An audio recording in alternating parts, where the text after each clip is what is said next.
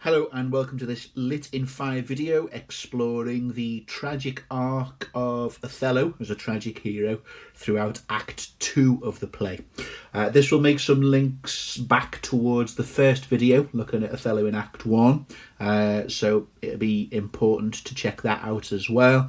And I'm looking forward to a little few quotations from Act 3, Scene 3, which will be my next video, and of course is such a pivotal scene in the entire tragedy itself. If you're finding this content useful, please tell your friends, please share the videos, please like, please subscribe, please give some comments, and I'll see if I can help you with anything you might need further clarification on. Okay, let's move on. Okay, so we're starting here in Act 2, Scene 1. There have been some kind of flashes of it earlier in Act 1 in terms of the sort of high status which Othello enjoys, the high regard he is held in. But I don't think it's really until Act 2, Scene 1 that you really get a strong sense of that in Othello. If you compare it to something like Macbeth, pretty much the second Macbeth walks on stage, people are praising him and, speaking about how fantastic he is and how valuable he is as a fearsome soldier. It's slightly more delayed here in Othello when we start to get this news. So we'll look closely at some examples here, and that'll help us illustrate that.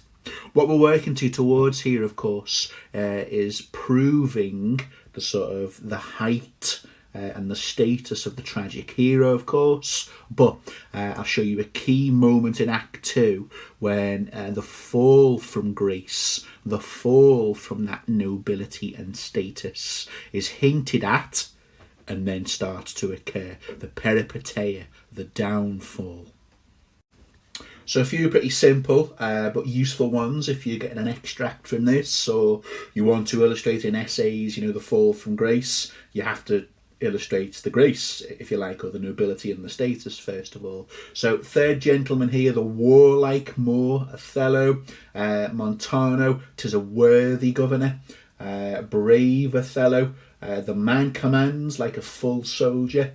Montano's pretty interesting as a character, really. He's not a tremendously complex character, but he serves throughout the tragedy to kind of, at this stage, acknowledge that sort of status and prestige which Othello has, but then his character reappears later when he strikes Desdemona, and he's kind of a foil, really, or just a bit of a sort of basic device for Shakespeare to go, here's Montano, wow, isn't that Othello, amazing, and then up he comes later, and oh my goodness, what has happened to our legendary noble Moor of high status and reputation. So you see, he's kind of there as that sort of function, really. So these sort of epithets are quite useful, really, just for showing that idea of status. Very, very different to all the racial slurs that were used about Othello, kind of behind his back. To Brabantio and all those kind of characters, and Rodrigo and Iago. Very, very different in terms of contrast here with that language used about Othello and his status and prestige at this time.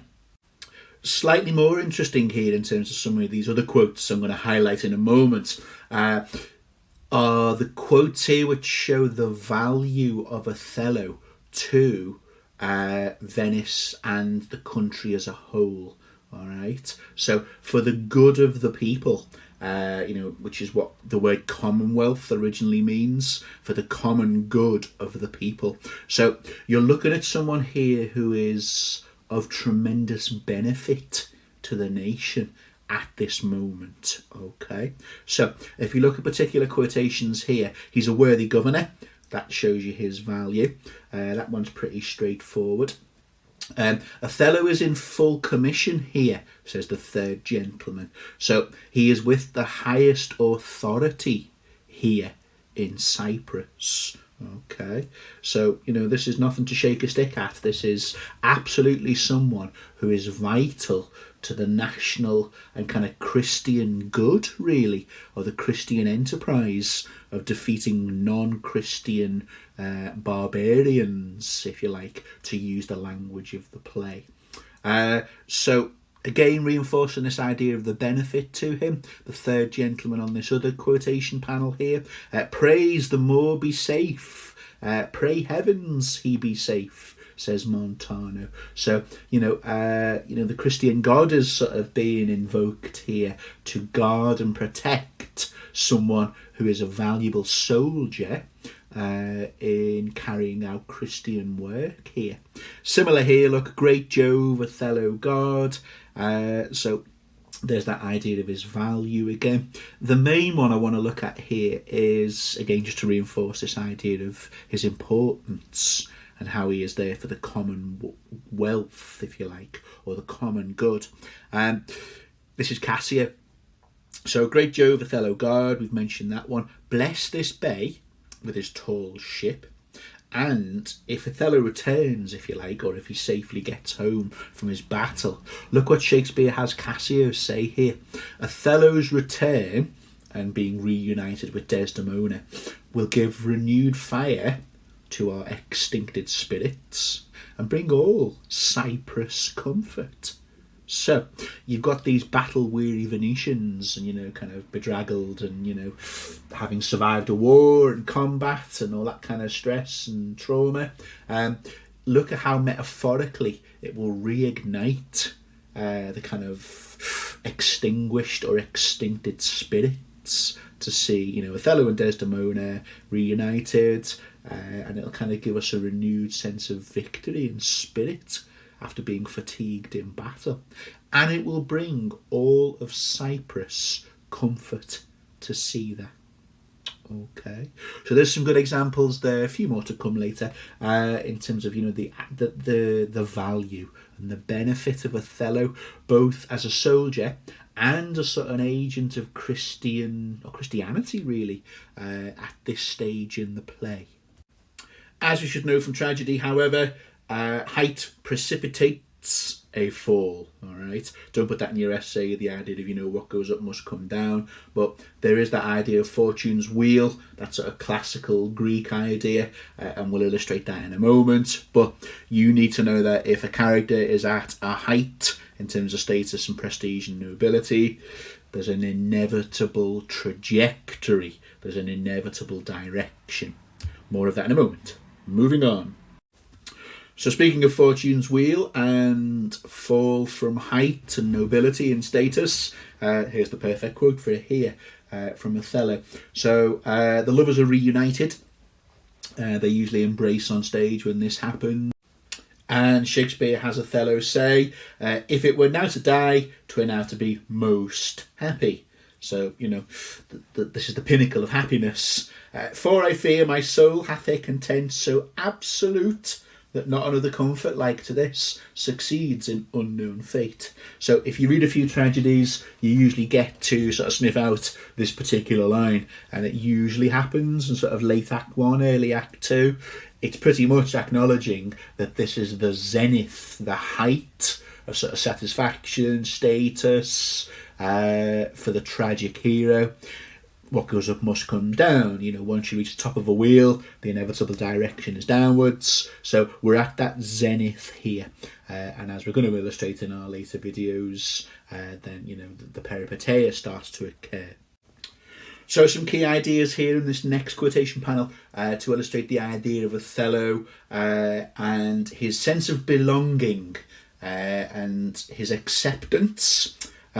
Remember we said in the first video that his acceptance by Venetian/Christian society is precarious.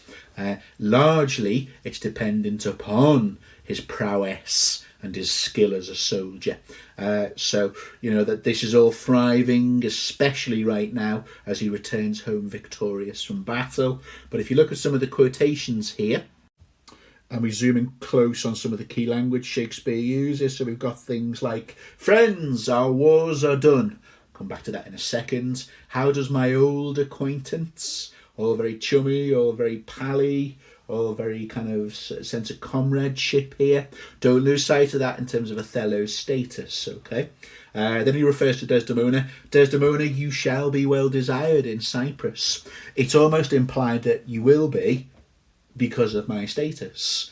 Okay, yes, she's a a character from sort of aristocratic background herself. We're not ignoring that. But this is Othello riding high on the sort of the victory of the war here. So it's also, not only, but also due to his status at this current moment.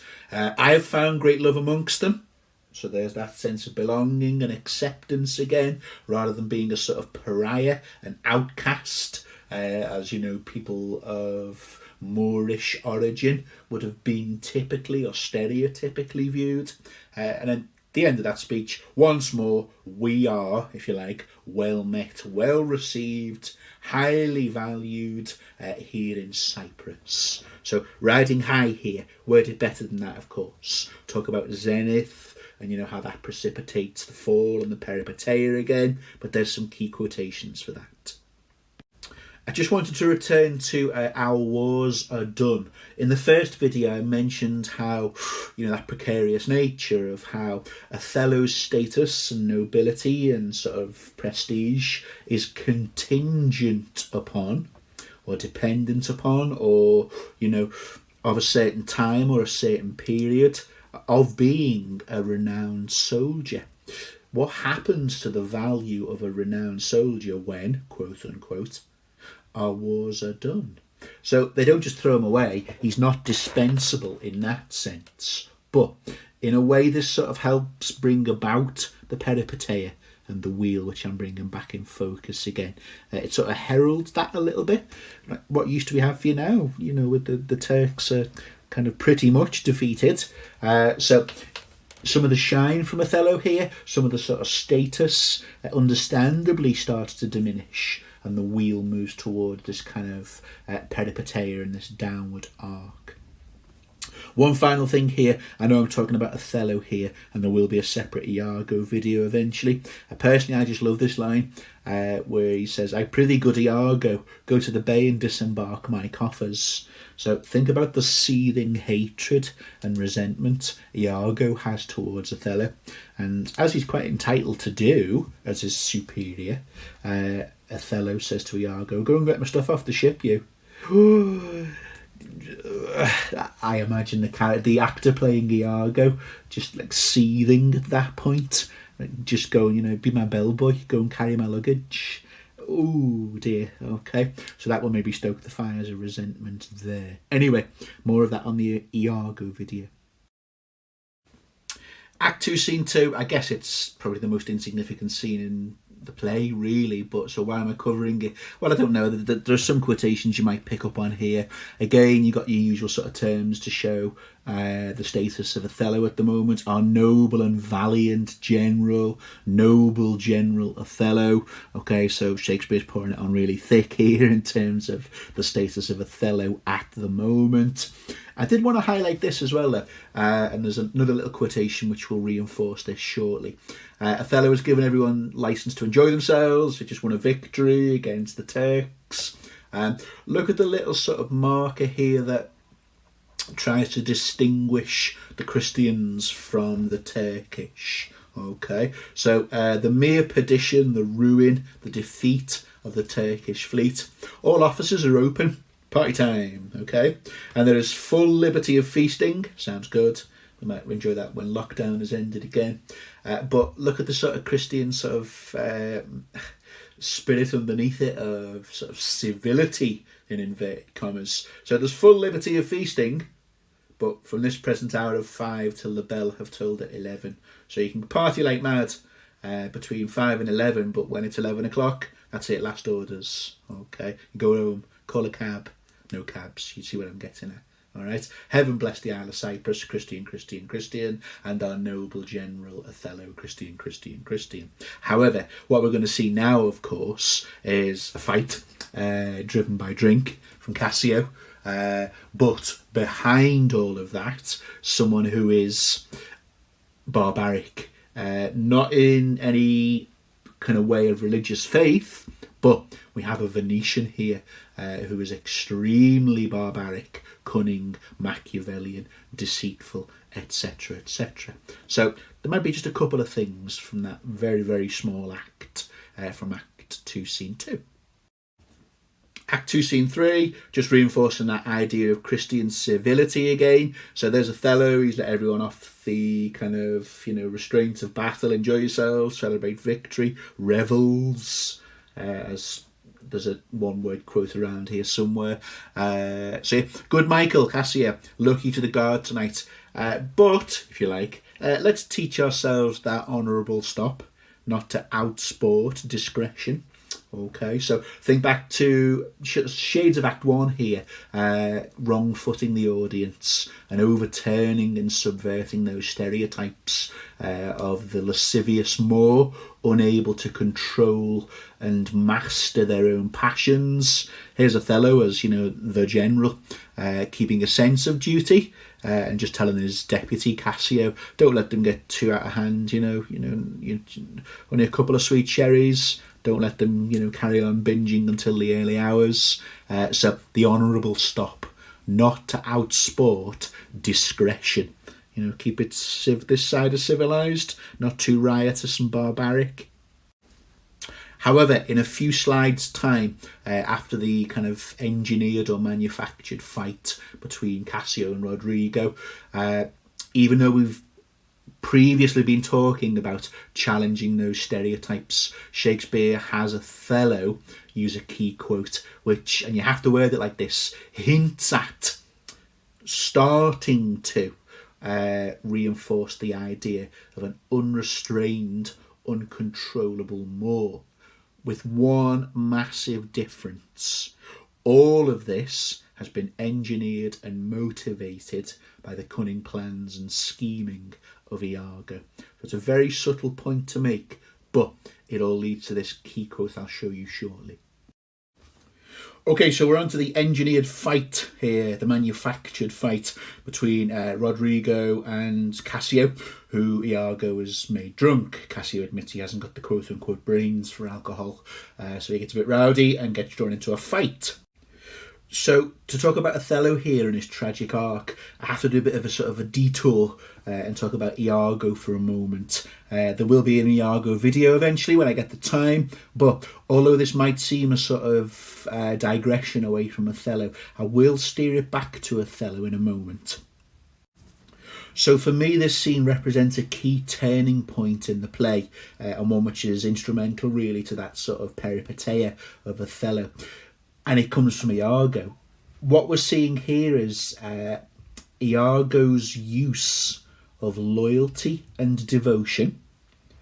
And by that I mean the character of Montano. So Iago uses loyalty and devotion to malign, to speak ill of, another genuinely devoted and loyal character, Cassio. So let's walk you through the quotations to prove this. So if you look here, here's Iago starting to malign, to speak badly of Cassio. You can see references to vice there and virtue, the vice referring to the drink, of course, but that's obviously down to Iago. Don't lose sight of that. Then Iago says, I fear the trust Othello puts him in. Now, be careful, people tend to misread that line and read it as I fear the trust Othello puts in him. It's him in. And the trust he's referring to is the position of lieutenant. Now, there's no one more loyal and devoted than Cassio, or Desdemona, or even Montano here to a lesser extent. But look at how Iago manages to manipulate that. So Iago feigns or pretends or fakes loyalty by saying, well, if Othello's made this guy lieutenant, I worry that this will shake the island. It'll have disastrous consequences. And loyal as the day is long, you've got Montano there saying, I think it's a good idea if the general will put in mind of it. Perhaps he sees it not. Or his, Othello's good nature, this is how we'll come back to Othello in a moment, prizes the virtue that appears in Cassio and looks not on his evils. Now, I want to focus on the reference to seeing there, okay? Sees it not and looks not. And a further quote on from there, Montano again, just reinforcing that idea of loyalty and devotion. It's a great pity the noble Moor should risk such a place as his own second with one of an inbuilt or a deep-rooted infirmity. It were an honest action to say so, to mention this to the more. So definitely seeing that idea of honesty being associated with Montano there, but it's absolutely contrasted with the kind of faked and not genuine loyalty displayed by Iago. Now, what on earth has all this got to do with Othello and his tragic arc? Well, to explain that, let's bring in some other quotations here, which are going to be useful for that. It's the quote here from Montano that we should be interested in. Something which starts to see Shakespeare inviting his audience to question the judgment and the perceptions of Othello. His ability to question, or a lack of questioning towards those around him. So we always, and rightly, talk about the hamartia of jealousy, hubris, pride, all these kinds of things. But if you look at what Montano says here, perhaps Othello sees it not. His good nature prizes the virtue in Cassio and looks not upon his evils. Now this brings us to a key quotation that Iago himself has said earlier. And there it is on screen now from Act 1, Scene 3. The Moor is of a free and open nature, that thinks men honest, that but seem to be so. And he'll be tenderly as led by the nose as asses are. There's that animal imagery, chain of being, racial slurs, again, that we've seen before. So, on top of your more typical, if you like, hamartia that a tragic hero or discussions of Othello has, there's an issue being raised here about Othello's lack of questioning, too trusting, too believing in the loyalty and the devotion of others. But what this scene manages to do, and of course the intelligence of Iago successfully manages to start to malign one of those genuinely devoted people in Othello's life, which is Cassio. You also see it again, just to veer into a little bit more of Iago, more of that in the Iago video, when he discusses Desdemona. So look, she is of so free, so kind, so apt, so blessed a disposition. She holds it a vice in her goodness, not to do more than she is requested.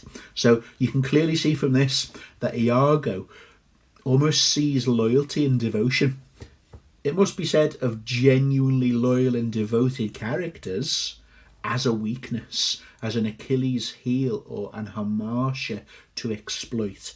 But coming back to Othello's side of things, from his tragic demise, then look, his good nature does not look or scrutinise or genuinely or fully, maybe at all, question the complete aspect of those surrounding him. And Iago absolutely exploits that, of course. So an extra sort of interesting hamartia there in terms of this play's tragic hero, an unquestioning nature, too trusting, too willing to believe and sort of accept people at their word in terms of their loyalty and devotion. You'll also recall the first video made a quick quote towards King Lear as well, in terms of the blindness of the tragic hero, with that quote from Kent towards King Lear, see better. So we're definitely getting that sort of similar idea here with he sees it not and looks not upon his evils. In Act 3, Scene 3, we'll hear Othello demand of Iago to give me the ocular proof, that the proof before my eyes that Desdemona is not loyal towards him. Now, I've just said that Othello is too trusting and too believing and an unquestioning belief in the loyalty of others. Watch how quickly that evaporates, of course, when it comes to the extremely loyal Desdemona. So then we have to start thinking about sort of misogynist attitudes and sort of latent but then awoken elements of misogyny, which too easily, much too quickly, evaporates that belief and faith in Desdemona's loyalty. Othello, of course, backs the wrong horse. Don't put that in your essay. He chooses to side and bond with quote unquote honest Iago, and the loyal character of Desdemona suffers because of that mistake. Moving on. Okay, so our last slide here from Act 2, looking at Othello's tragic arc. This stuff comes just after Othello has broken up the skirmish. Montano seems to be quite badly wounded, to be fair. Sometimes it can be a bit underplayed. There's just a bit of a row and a bit of a scuffle. But Montano is seemingly really quite genuinely hurt or wounded here. The really important stuff I want to look at here is the kind of panel number 2, but I'll come to that in a moment. First of all, let's have a little look at Othello breaking up this fight and how Shakespeare presents him, all right? So 2 key ideas here and 2 good words to use is how Shakespeare here presents Othello as the vanguard of sort of at the forefront of upholding Christian civility, in contrast to, well, you can see the adjective there, barbarous, being associated with the Ottomites, the name for the Turks. So Othello is really presented here as being the arbiter, the judge of sort of Christian standards of civility here. But all of this is kind of very important when it comes to the stuff in quotation number 2. But for now, let's look at some of the language to present Othello as the vanguard of Christian sort of standards. So we're looking at here, are we turned Turks? So are we no better than the enemy, the uncivilized, non-Christian enemy? For Christian shame, put by this barbarous brawl. Now, I love how that adjective barbarous gives you so much scope to talk about the character of Iago, all right? So being barbarous, being barbaric, or demonstrating barbarity, is a sort of byword. It's a synonym. It's synonymous with the Turks, the Ottomites, the non-Christians. However, the adjective barbarous is absolutely most applicable in this play to the Machiavellian malcontent of Iago, but more of that in the Iago video, all right? But that's an interesting sort of use of that there. And it's not just Christian standards which Othello is being presented as the vanguard of. Look, he's also got the Commonwealth, the kind of the safety and the prosperity of the people in mind as well. So look, it frights the isle from her propriety. And over on the other side as well, in number 2, we've got, what? You doing this? In a town of war, yet wild, the people's hearts brim full of fear, 'tis monstrous. Okay, so link up Turks, barbarous, Ottomites and monstrous. That's that kind of behaviour, and that's not what happens here in Christian Cyprus or Venice, which is the other location in the play, of course. So the vanguard of sort of Christian standards and civility, Othello being concerned with the public and the public's well-being. Okay, so two key moments here, which I want to look at, which are very interesting, I think, in terms of Othello's arc. So here's a little reminder in 1 of the power of Othello. He's a fearsome combatant and warrior. You just don't cross him. You don't pick a fight with him, all right? So you can see that here. He that stares next to carve in this fight for his own range holds his soul light. I'll kill you. He dies upon his motion. So if you carry on with this, I'll draw my sword, and that'll be the last you'll see of anything. Okay? So, don't mess with him. So there he is, being sort of, powerful and sort of, using his authority and threats. But look over here in number 2, please. They've annoyed Othello so much that he's threatening them. He's threatening them with violence, but never put this in an essay, but just for now, for this video, imagine you're a member of the audience and you walk in to a play called Othello, and there's a Moor as the lead character in there, and you hear this speech. So I'm going to read it to you. Now by heaven, my blood, this is his anger, begins my safer guides, my reason, my logic, my control of my passion and my tempers. My blood begins my safer guides to rule. And passion, having my best judgment colleague, essays to lead the way. And then there's more threats. Look, if I stare and if I lift my arm, the best of you will know about it. You'll sink in my rebuke, etc., etc. Now, we are not saying here that, or Shakespeare's not saying that Othello has lost all control. In a way, I want you to look at this quote as sort of showing that, yes, the character has the ability to be ruled by passion,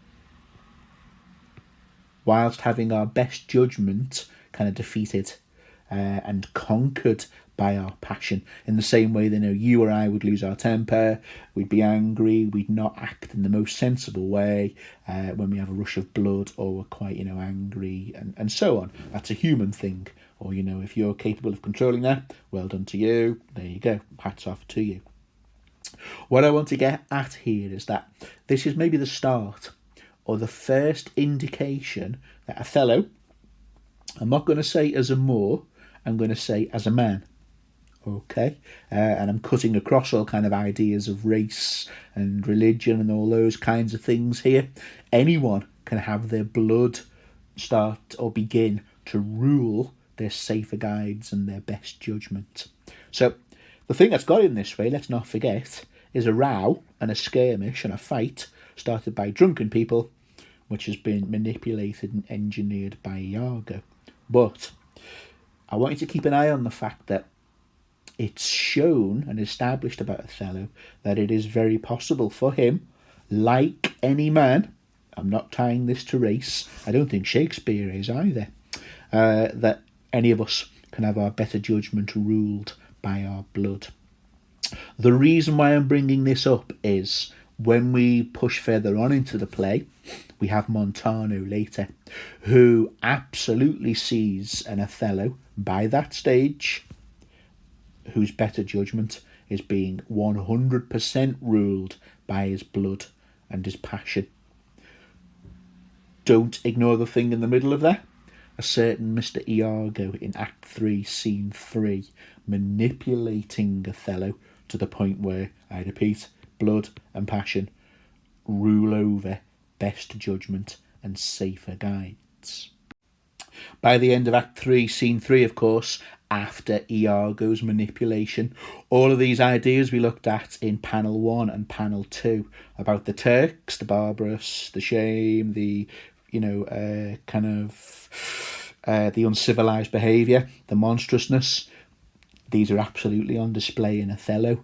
I'll cut her all to pieces. One of his quotes there, calling her all sorts, beating her in front of Montano again. So all of those things, sort of ironically, if you like, and thanks to Iago and his own flaws, Othello is turned Turk, but not by himself or some supposed characteristic of a Moor.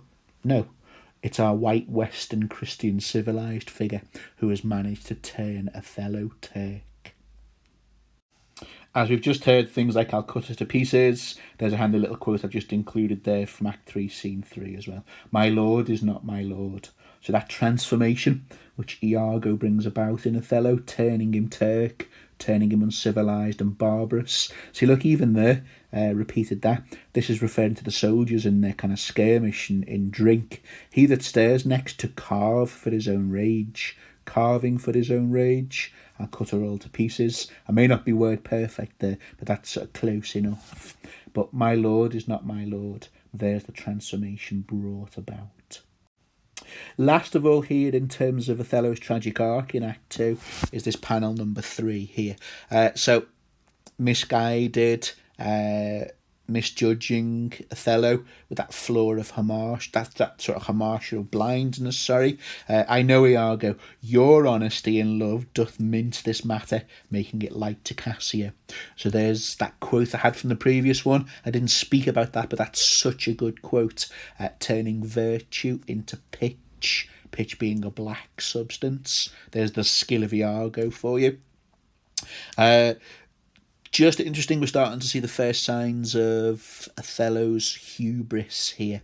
So he says, Cassio, I love thee, but nevermore be officer of mine. And then he's angry because Desdemona's woken up. Look, if my gentle love be not raised up, I'll make thee, Cassio, an example. Okay, so definitely starting to see the pride or hubris of Othello there. I cannot be seen as general of the Venetian army to have someone betraying me or failing me and my standards.